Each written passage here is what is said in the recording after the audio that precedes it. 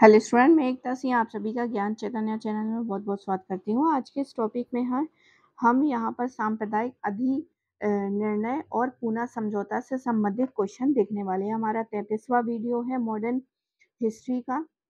तो शुरू करते हैं। सबसे पहला क्वेश्चन कह रहा है कि निम्नलिखित में से किसने सांप्रदायिक निर्णय घोषित किया है? तो आंसर हो जाएगा रैमजे मैकडोनाल्ड।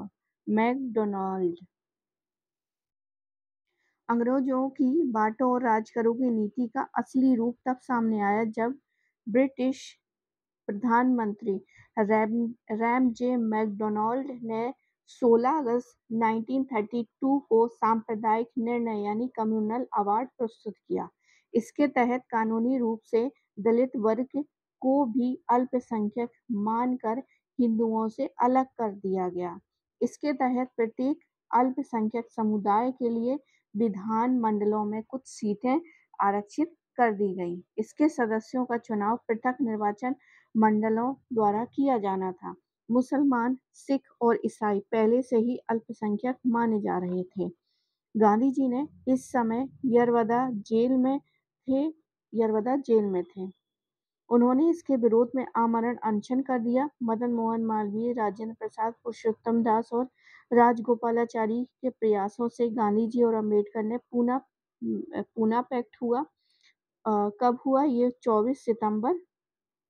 अगस्त में आता है कम्युनल अवार्ड और फिर सितंबर में जो है पूना पैक्ट होता है और गांधी जी ने हस्ताक्षर नहीं किया था।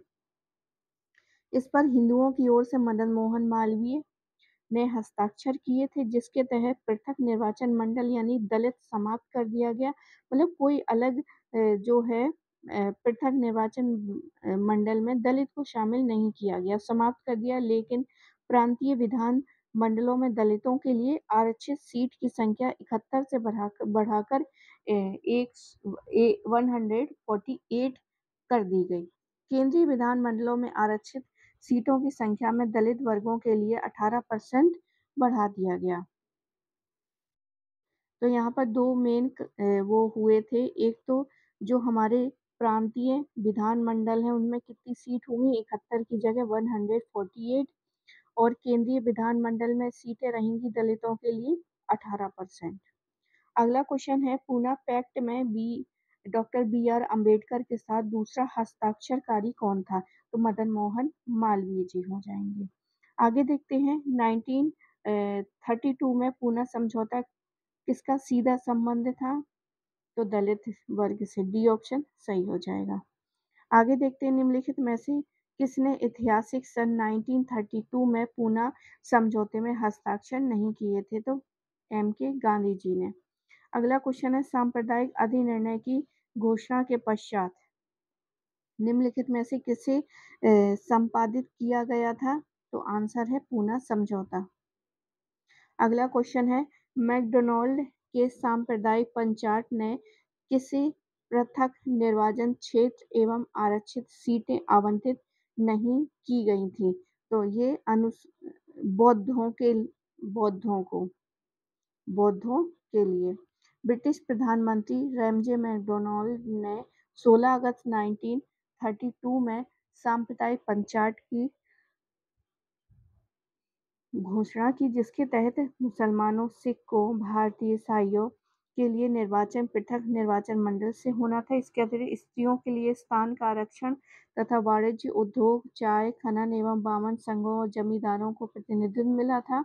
दलित वर्ग अर्थात अनुसूचित जातियों का अल्पसंख्यक करार देकर उन्हें पृथक निर्वाचन द्वारा चुने एवं साधारण निर्वाचन में एक मत देने का अधिकार मिला। इस पंचायत में बौद्धों के लिए कोई आरक्षण की बात नहीं की गई थी। अगला क्वेश्चन है कम्युनल अवार्ड की घोषणा के समय इंग्लैंड का प्रधानमंत्री कौन था? तो रैमजे मैकडोनाल्ड। अगला क्वेश्चन है ब्रिटिश सरकार ने अगस्त 1932 में सांप्रदायिक पुरस्कार की घोषणा की थी। आगे देखते हैं।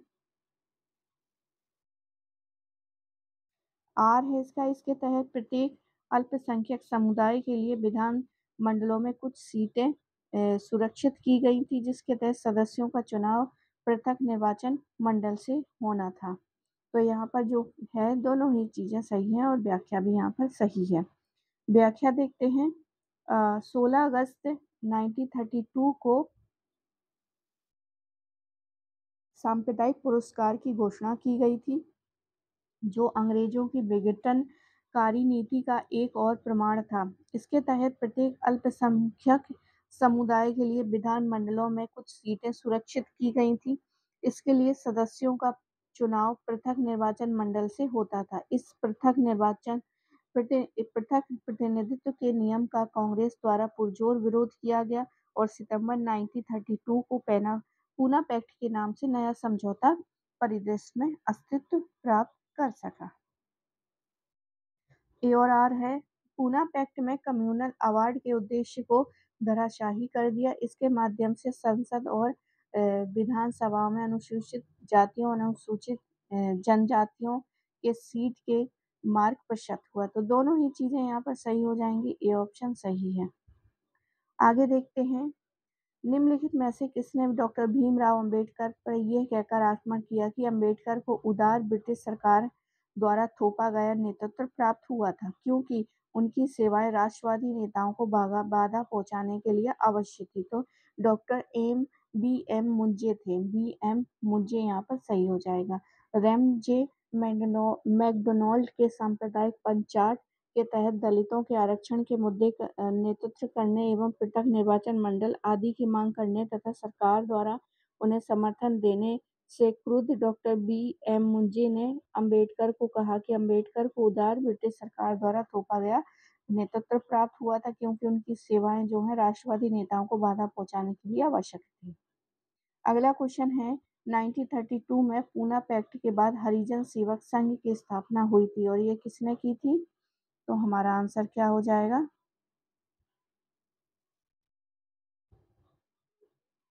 घनश्याम दास बिरला।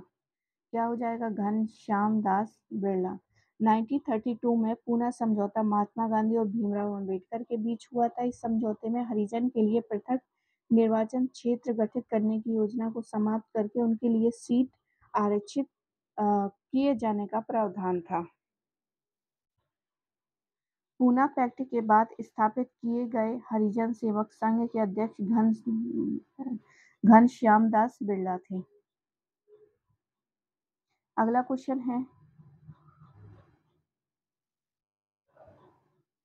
निम्नलिखित में से किसने कहा था महात्मा गांधी क्षणिक भूत की भांति धूल उठाते हैं लेकिन स्तर नहीं? तो आंसर है डॉक्टर भीमराव अंबेडकर।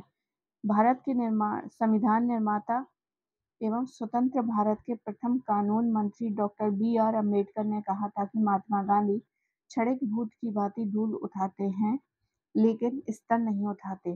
ज्ञातव्य है कि दलित स्थिति के बारे में गांधी जी तथा अंबेडकर के मतभेद थे और 1932 में ब्रिटिश प्रधानमंत्री रेमजे मैकडोनाल्ड द्वारा घोषित सांप्रदायिक पंचायत या कम्युनल अवार्ड में दलितों को पृथक निर्वाचन दिए जाने के विरोध में गांधी जी ने 20 सितंबर 1932 को जेल में आमरण अनशन प्रारंभ कर दिया था। काफी प्रयास के बाद 24 सितंबर 1932 को गांधी जी तथा अंबेडकर के बीच हुए पूना समझौता द्वारा पृथक निर्वाचन की व्यवस्था को समाप्त कर दलितों के लिए केंद्रीय एवं प्रांतीय विधानमंडलों में आरक्षित सीटों की संख्या में वृद्धि की गई। अगला क्वेश्चन है। क्योंकि 1932 के सामुदायिक अधिनिर्णय ने स्पष्टता भारत का वर्गीकरण राजनीतिक समुदाय में किया था, उस समुदाय का नाम बताइए जिसे इस स्वीकार्य वर्गीकरण से हटाने हेतु महात्मा गांधी ने आमरण अनशन किया था। तो आंसर हो जाएगा परिगणित जातियां। सी ऑप्शन सही हो जाएगा। आगे देखते हैं। Operation Rubicon. ऑपरेशन रूबिकॉन वह कूट शब्द था जिसे भारत में ब्रिटिश सरकार द्वारा निम्नलिखित में से किस संदर्भ में प्रयोग में लाया गया था? तो जेल में भारत गांधी जी के आमरण अनशन के लिए ऑपरेशन रूबिकॉन।